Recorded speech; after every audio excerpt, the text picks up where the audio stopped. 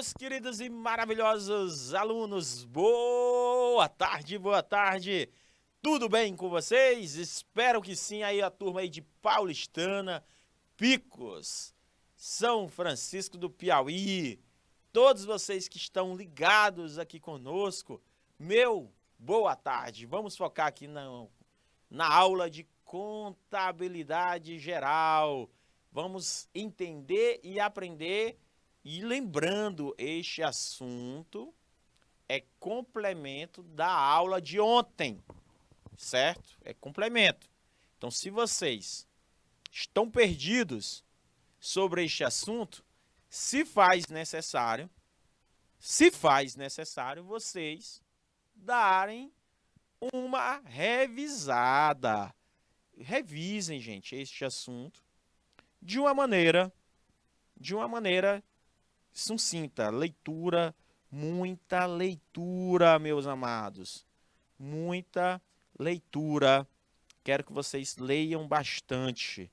Bastante. Certo? Por quê? Porque este assunto requer mais leitura, meus queridos. Quero questão de mais leitura. Muita leitura, meus amados. Muita leitura. Então, meus queridos alunos, essa leitura ela se faz para que nós entendermos o balanço patrimonial. Porém, vamos recordar, porque recordar é aprender. Vamos lá, na aula anterior, eu quero que vocês recordem sobre este assunto, meus queridos alunos. Vamos lá, vamos recordar. Possa se perder. Vamos. Meus queridos alunos, vamos lá.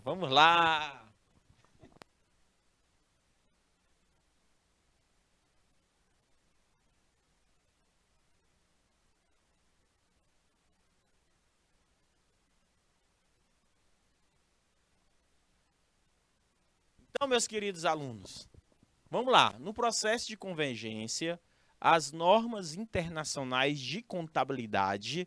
Vamos lá, Patrícia. As normas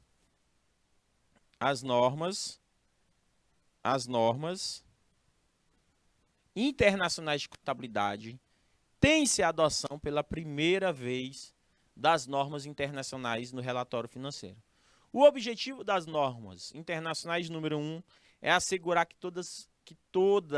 que as primeiras demonstrações contábeis e seus relatórios financeiros intermediários contenham informações de alta qualidade. Em relação ao tema, informes verdadeiro ou falso, o que se afirma a seguir. E assinale a alternativa com a sequência correta, meus queridos. Vamos lá. O que diz essa norma internacional de contabilidade? Seja transparente para os usuários e compatíveis em todos os períodos apresentados. Vamos para outra. Forneçam um ponto de partida adequado para a contabilização de acordo com as normas internacionais de relatórios financeiros. Outra. Possam ser gerados independente do custo para atender às normas, meus queridos. Para atender às normas. Vamos lá, meus queridos. Respondam-me. Qual é a resposta correta?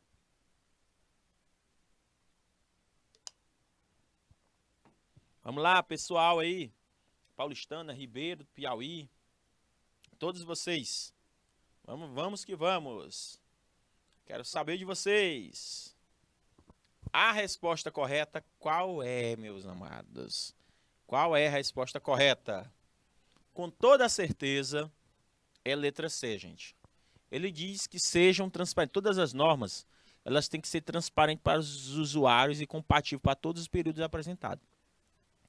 Tanto a demonstração de resultado de exercício, balanço patrimonial, certo? Demonstração de fluxo de caixa. Todos esses fluxos, ou seja, todas essas demonstrações contábeis, elas têm que ser transparentes usuários têm que ser compatíveis, certo? Nós temos que ser compatíveis. Então é interessante, meus queridos alunos, que nós temos essa, né, tá ligado nestas condições, certo? Então, meus queridos, temos que ter essa conscientização. Deu para entender?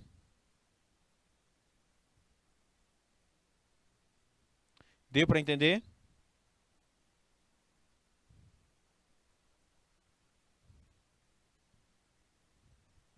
Como essas questões?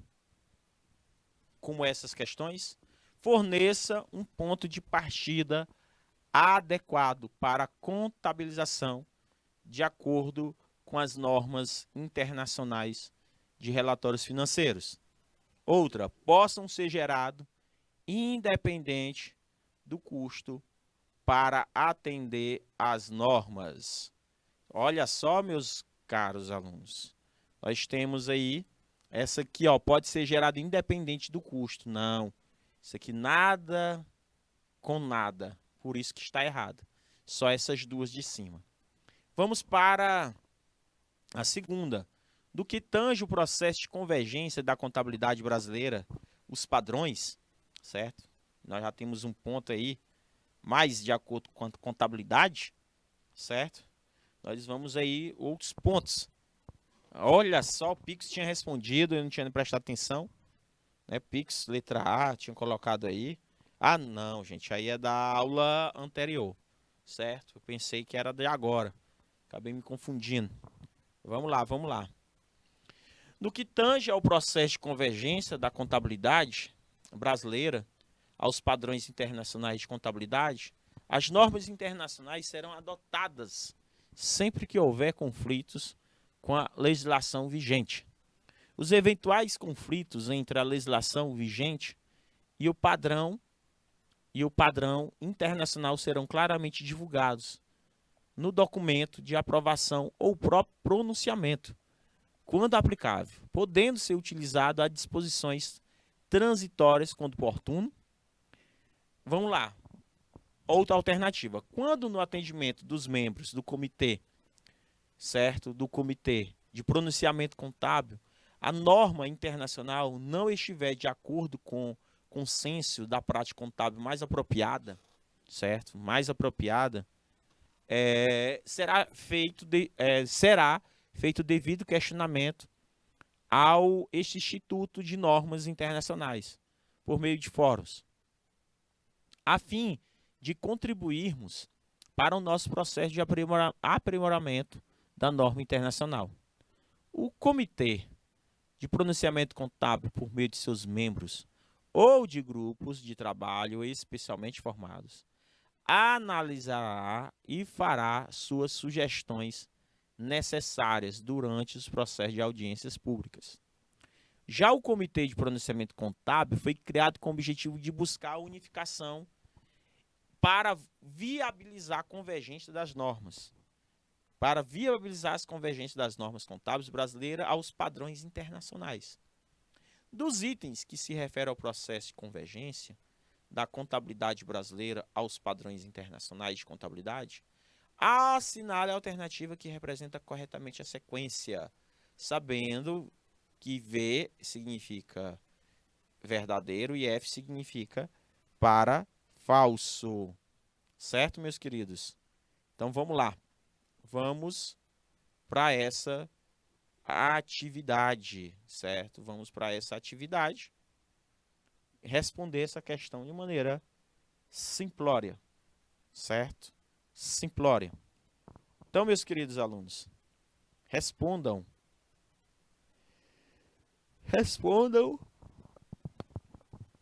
essa questão.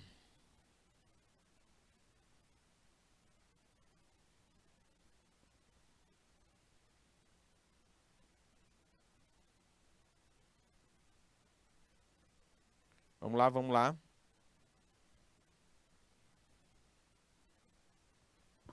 Meus queridos, vamos lá, vamos lá. Quero.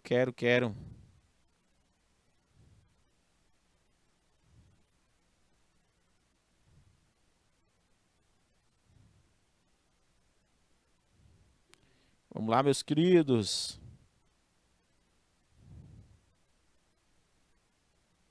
Alguém? Vamos lá. Vamos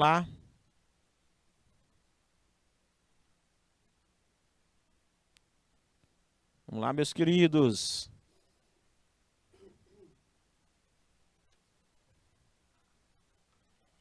Vamos lá. Quero saber de vocês essas questões. Pois vamos lá para a resposta, né? Para a resposta de maneira bem simples. Com toda certeza, a letra A. Essa aqui é falsa por quê, gente? É falsa. Porque as normas internacionais serão adotadas sempre que houver conflitos na legislação vigente. Nada a ver. Isso aí não é o principal objetivo dela. O restante é verdadeiro, certo? Não tem o que discutir, certo? Não tem o que discutir. A única alternativa que está correta é que ele dizer que as normas internacionais elas servem quando houver conflito na legislação. Não. O Comitê de Pronunciamento Contábil foi criado a partir do Conselho Federal de Contabilidade, que, em linhas gerais, objetiva a convergência da contabilidade brasileira a padrão internacional. Essa que é a principal proposta dessa solução geral. É a principal proposta, meus queridos alunos, do Comitê de Pronunciamentos Contábeis, certo? Então, vamos lá, meus queridos alunos. O objetivo, a convergência dessa convergência contábil, ela identifica o quê? Que o objetivo objetiva a convergência da contabilidade brasileira ao padrão internacional dentro das entidades relacionadas a seguir. Uma delas pertence à composição do CPC, certo? Do CPC. Olha só como é interessante essa questão da comissão ou do Comitê de Pronunciamentos Contábeis, certo? Quem é que pertence à composição básica? É o Banco Central do Brasil, é a Comissão de Valores Imobiliários, é a Associação Brasileira de Companhias Abertas, é a Secretaria da Receita Federal do Brasil, é o Conselho Regional de Contabilidade. Quem, gente, de acordo com a resolução da CFC, quem, em linhas gerais, objetiva a convergência da contabilidade brasileira no padrão internacional dentro das entidades relacionadas a seguir? Quero saber de vocês quem se relaciona com isso, meus caros alunos. Qual a relação que nós temos dentro destas entidades? Com toda certeza, é a Associação Brasileira de Companhias Abertas, tá, gente? As companhias pertencem à composição básica do Comitê ou Comissão de Pronunciamentos Contábeis. Ok, gente? A quarta questão. Em relação à contabilidade internacional, julgue o item. As normas contábeis internacionais são obrigatórias apenas para as companhias abertas com ações negociadas na Bolsa de Valores. Julgue o item. As normas contábeis internacionais são obrigatórias apenas para as companhias abertas negociadas. Gente, são apenas a companhia fechada acima de 2 milhões de reais. As companhias fechadas que têm um faturamento acima de 2 milhões de reais, 2 milhões de reais, essas normas contábeis elas são obrigatórias também, certo? Elas são obrigatórias.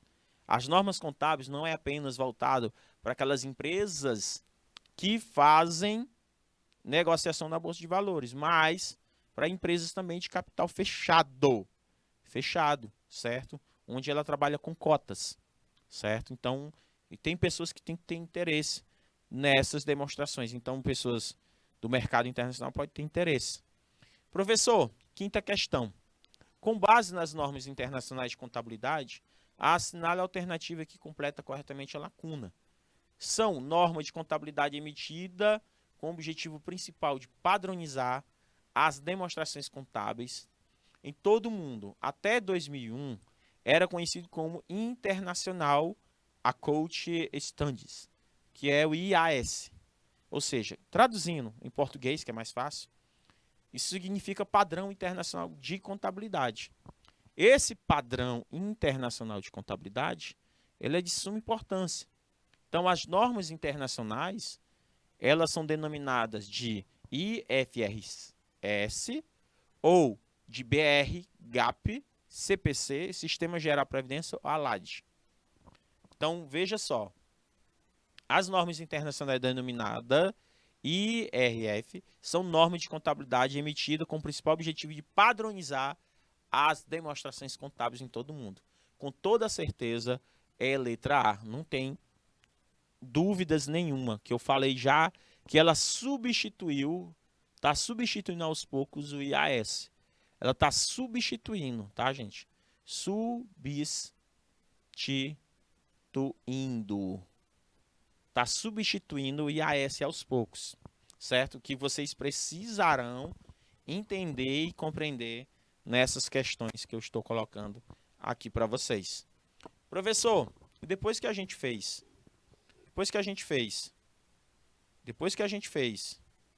esse estudo, certo? Depois que a gente fez esse estudo, nós vamos falar da demonstração dos lucros ou prejuízos acumulados, certo?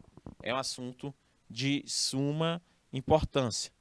Então, a demonstração de lucros e prejuízos acumulados, ele refere-se ao instrumento da integração que eu falei ontem, do balanço patrimonial e do DRE. A gente fez ontem a integração desses dois, certo? A gente fez a integração dos dois. Eu não sei se vocês lembram que eu falei para vocês. Deu para entender? Então, meus queridos, são de suma importância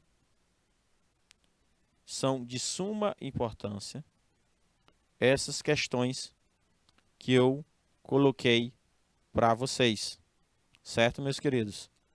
Suma, hiper, mega importância esse assunto que eu coloquei aqui para vocês, que é a demonstração de lucros e prejuízos acumulados.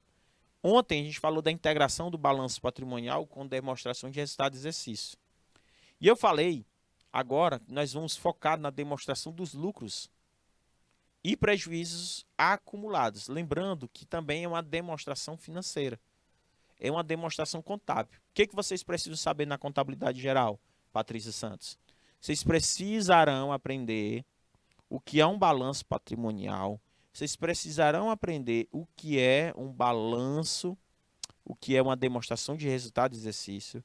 Vocês precisarão aprender o que é uma demonstração de fluxo de caixa. E agora nós estamos vendo a demonstração dos lucros e prejuízos acumulados, certo? A gente vai encerrar a DRE com a apuração do lucro líquido, certo? Que é a destinação do lucro líquido, certo? Como é que é feita? Veja a leitura.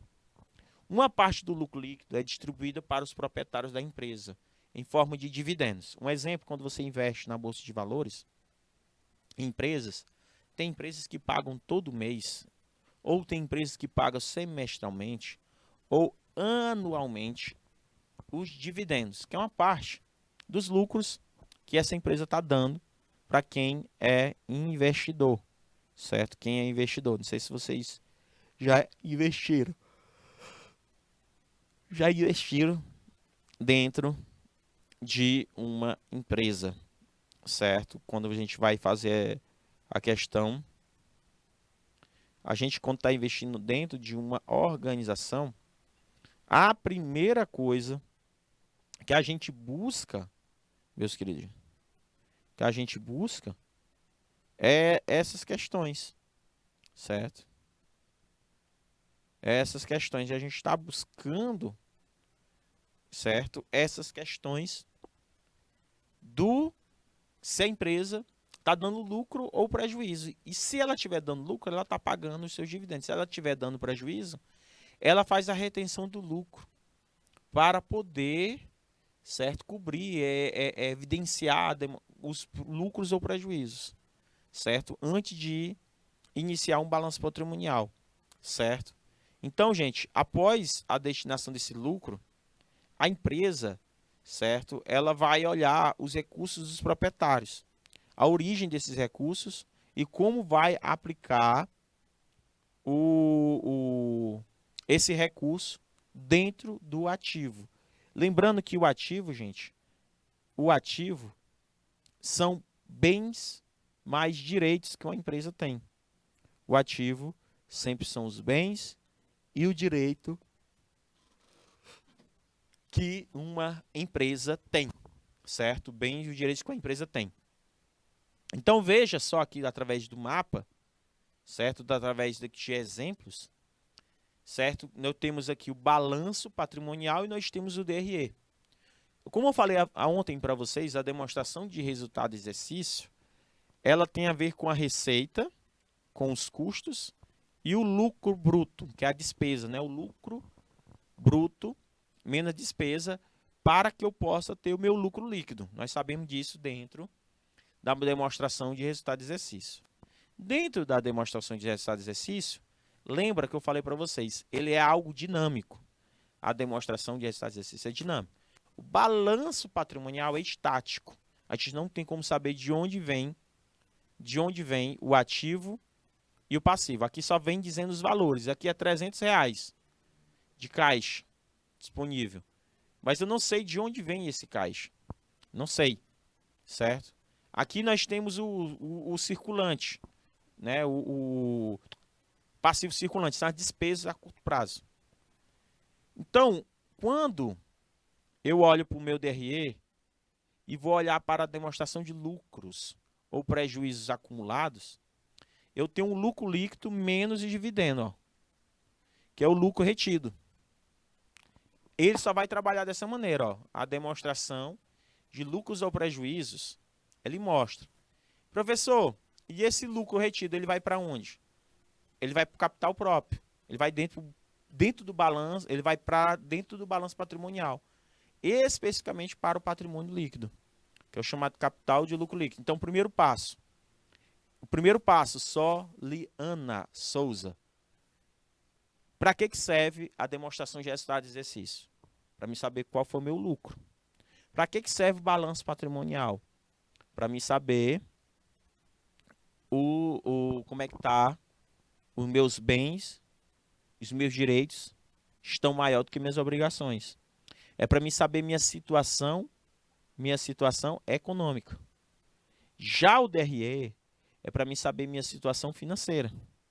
Já a demonstração de lucros e prejuízos acumulados é para me saber se teve lucro. Quando eu peguei o lucro líquido e paguei os dividendos. Eu peguei o lucro líquido e paguei os dividendos. E esse lucro retido, depois que eu faço a subtração dos dividendos, quando eu pago os dividendos, ele vai para o patrimônio líquido dentro do balanço patrimonial. É só isso que eu quero que vocês entendam, tá? Soliana Souza. Conseguiu compreender, enxergar o que eu estou colocando aqui para vocês? De uma maneira simplória. Estão conseguindo compreender? Através desses exemplos aqui. Então, meus queridos, demonstração dos lucros e prejuízos acumulados. Certo? Então, uma parte do lucro é distribuída para os proprietários da empresa em forma de dividendo, como vocês observaram aí nesse slide. Outra parte é retida na empresa e é revestida no negócio, a outra parte. A destinação é chamada de canalização, que é o lucro líquido para os proprietários, distribuição de dividendos. Então, essa distribuição de dividendos, ó, né, são os acionistas. Vai para os acionistas. Depois que eu pago os acionistas, sobra lucro líquido menos os acionistas, vai para onde? Para patrimônio líquido. Para que serve? É uma parte. Ela vai para revestimento, para investir no negócio. investir. Revestimento na própria empresa, que é chamada retenção de lucro. Serão evidenciados na demonstração de lucros ou prejuízos acumulados, antes de indicar no balanço. Antes. Qual é transportado para a demonstração de lucros ou prejuízos acumulados? A distribuição. Então, a destinação do lucro líquido, o que foi ficar retido é transportado para o balanço patrimonial, como vocês estão vendo. Havendo assim a origem do recurso para a empresa, que é aplicado dentro de onde? É aplicado para dentro do ativo. Pode ser para o investimento, para a compra de uma máquina, sim, para alguma coisa. Como eu falo para vocês, aqui não é bens e aqui não é direitos. Então eu preciso aumentar o meu ativo. Eu posso pegar esse lucro retido, comprar uma nova máquina, eu posso investir na capacitação dos meus funcionários para aumentar a produtividade, eu posso comprar mais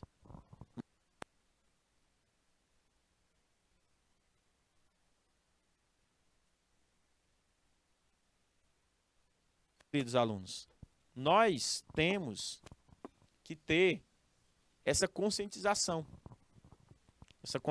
que é importante. Então, professor, depois que a gente entendeu o que é esse lucro retido, a gente vai prestar atenção na leitura e a explicação, certo? De maneira bem simples, certo? Na leitura e a explicação de uma maneira bem simples. Por exemplo, o lucro retido na empresa pode ser utilizado de várias maneiras, como eu já havia falado para você. Pode ser utilizado para aumentar o capital da empresa, pode ainda ser destinado a um fim específico, ser tratado de forma de reserva. Reserva, professor? Como assim? Por exemplo, a Soliana Souza, ela comprou um produto que custou R$50. Comprou um produto que custou R$50. Aí ela pretende ter um lucro, certo? Um lucro aí em torno de 80% a 90%. Ela coloca a R$100 o preço de venda. E o custo da mercadoria vendida foi R$50, certo? R$50. Ela vende. Aí entrou em R$50, certo? Entrou R$100, certo? Pode-se dizer assim, na empresa dela. Só que ela vai ter que ter o desconto da mercadoria vendida. Eu comprei mais uma mercadoria para revender. Meu lucro mesmo foi R$50. O lucro seu foi 50 conto. Desses 50 eu vou tirar 25 para me pagar, ou seja, pagar a Soliana Souza, que é uma das investidoras. E os outros 25 vai para o patrimônio líquido da empresa. Os outros 25. E esses 25 servem para ser uma reserva legal, para manter a integridade do capital. Pode ser também uma reserva de expansão da empresa, futuramente eu quero investir para expandir a empresa. Uma reserva estatutária para caso a Soliana ela queira fazer uma renovação de equipamentos, fazer um treinamento, investir em novas pesquisas de novos produtos. Essa reserva tem que estar prevista no estatuto da empresa. Professor, toda empresa tem um estatuto? Sim. Toda empresa tem que ter um estatuto. Toda empresa. Conseguiram compreender o que eu estou dizendo para vocês? Quando tenho esse lucro retido, eu tenho que observar esses fatores. Eu tenho que observar esses fatores da questão do lucro, certo? Na empresa, que pode ser utilizado de várias maneiras. Tenho que prestar bastante atenção em relação a isto, meus queridos alunos. Conseguiram compreender e entender esses fatores dessa reserva estatutária? Então, meus queridos alunos, a parte do lucro não distribuída aos proprietários e não utilizado para aumento de capital, se eu não quiser, né, nem aumentar o meu capital, nem trazer ele como reserva ou a outros fins, será acumulado numa conta, denominado essa conta de lucros acumulados. Esta atitude não é recomendada pela Lei 11.638, pela a Lei das Sociedades Anônimas e pela Sociedade Limitada. Essa atitude de pegar o lucro, certo? O lucro, e não reinvestir, não é uma atitude recomendada, principalmente para as empresas de grande porte. O lucro, ele deve ser obrigatório ser canalizado, ou seja, destinado. Ele tem que ter um fim, ele tem que ter uma determinação.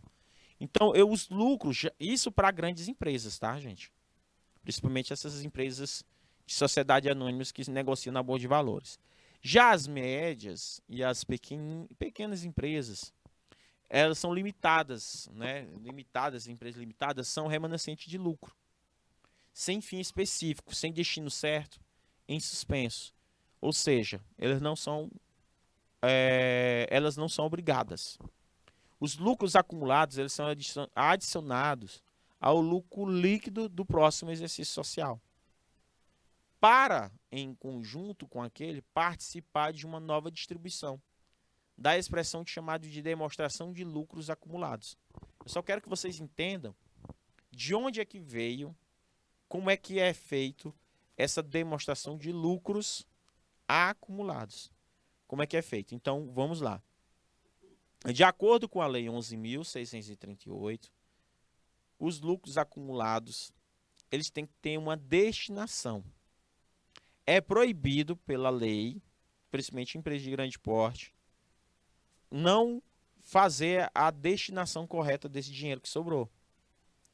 Certo? Então, eu tenho que ter a destinação certa. Eu tenho que ter a destinação certa, certo? Então, qual é essa destinação? Certo? Aí por isso que eu falo, essa destinação, ela recebe o nome. Ela tem uma demonstração de lucros acumulados. Que significa o quê? Que o lucro líquido do exercício mais recente, ou remanescente do lucro, não é especificado do ano anterior. Ou seja, eu vou declarar, eu vou informar dentro da demonstração contábil esse dinheiro, onde está esse dinheiro. Certo, pessoal? Onde está esse dinheiro? De uma maneira simples. Tranquilo? Então vamos lá, professor. O que significa essa demonstração de lucros,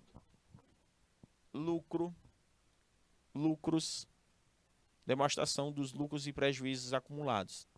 Vamos ver aqui um exemplo.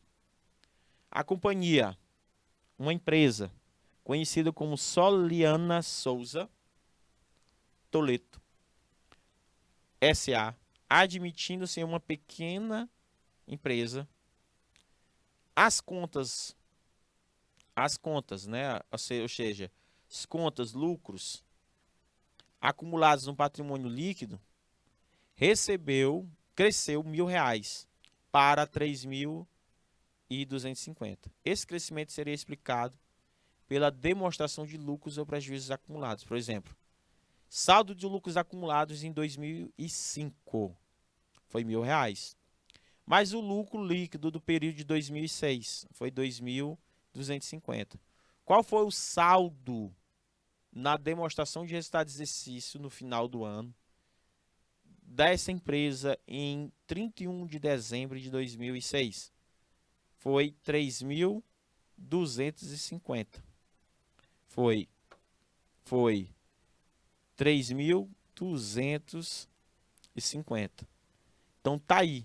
Eu pego o que sobrou e somo com exercício posterior, certo? Eu somo para que eu possa ter mais ou menos a noção de que forma eu aumentei o meu patrimônio, certo? O meu patrimônio. Como é que eu aumentei o meu lucro, ok? Vamos exemplificar para ficar mais fácil. Um exemplo de uma demonstração de lucros e prejuízos acumulados, quando houver distribuição de de dividendos. Vejam só, vou colocar o exemplo, fica até mais fácil para a gente. Vamos imaginar um DRE, certo? Vamos imaginar de 2022. O que é uma demonstração de resultado, Soliana? O que é? É uma demonstração de resultado, exercício, vai mostrar o teu lucro líquido. principal objetivo da demonstração de resultado de exercício, Soliana Souza, é saber se eu estou tendo lucro ou prejuízo, ou seja, se minha situação financeira está boa, se minha situação financeira ela está boa, certo? De uma maneira positiva. Professor Gilvan, veja o meu lucro líquido, R$ 700. A minha demonstração de lucros e prejuízos acumulados do meu saldo de 2021. Eu tenho 2021, foi R$ 200. Lucro líquido foi R$ 700, certo? O lucro disponível que eu tenho hoje é de R$ 900. Eu vou pagar os dividendos. R$ 400.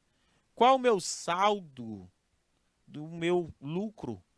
Ou seja, a demonstração do lucro ou prejuízo é de R$ 500. R$ 500, certo? Então, aí está a principal ideia do lucro ou prejuízo. Ou seja, meus queridos alunos, vejam só de uma maneira bem simples, certo? Para vocês conseguirem compreender de onde veio esses valores, cada valorzinho desse daí, ó.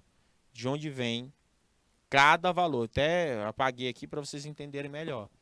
Então, primeiro vem o balanço patrimonial, depois vem a demonstração de resultado de exercício. Dentro do balanço patrimonial, eu vou ter uma demonstração dos lucros e prejuízos. Uma demonstração, vejam só que eu estou integrando aí, ó. De onde vem o lucro acumulado de 2021. Aqui é 2022. Vamos imaginar aí, ó, 2021. Porque eu já fiz os cálculos de 2021. Aí tem 2022, professor Gilvan. 2022. Como é que é feito esse cálculo para a gente poder encerrar com chave de ouro esta aula? Então, o que é? Lucro acumulado. Veio de onde? Do saldo anterior. E esse aqui, professor? Lucro líquido do atual, 2021. Ó, 2022, eu tenho um lucro de 700. Eu não utilizei os R$ 200 do balanço passado. Então, vou pegar esses 200 aqui, ó, da demonstração de lucro e prejuízo. Qual é o meu lucro hoje? É R$ 900. Vou pagar dividendo novamente. 500. Aí tem aqui o 500, ó. Aí agora em 2023, vamos supor que eu tive um lucro líquido de 500. Então, vou pegar o saldo anterior, e vou dizer que em 2023 eu tenho um lucro disponível R$ 1.000. Só que eu vou pagar o dividendo, mais 400. 400 para os acionistas. 1.000 menos 400 dá 600. Opa, 600 em 2023. E assim por diante. 2024. Eu sempre vou pegar o anterior mais o posterior. Sempre. Para a gente poder atingir o nosso objetivo. Conseguiram compreender, meus queridos alunos? Então, uma demonstração de lucro e prejuízos ou prejuízos acumulados integrado ao balanço patrimonial e à demonstração de resultado de exercício, ele segue essa lógica de uma maneira bem simples, certo, meu povo? De uma maneira bem simples mesmo, ó. Todo.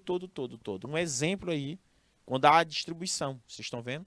Se a empresa, em vez de lucro, estiver apresentando prejuízos, professor, como é que eu faço? Ah, meu querido, aí eu estou fazendo uma demonstração dos lucros e prejuízos, demonstração dos lucros. E quanto tem prejuízo acumulado? Se a empresa estiver apresentando prejuízo, eles serão também acumulados, tá, gente? Eles serão acumulados. Ela seguirá a mesma lógica, Ou seja, pode ser substituído pela demonstração de mutações do patrimônio líquido. Ambas demonstrações são abordadas detalhadamente em uma aula específica. Depois eu vou mostrar para vocês em uma aula específica. Eu vou falar das demonstrações das mutações do patrimônio líquido.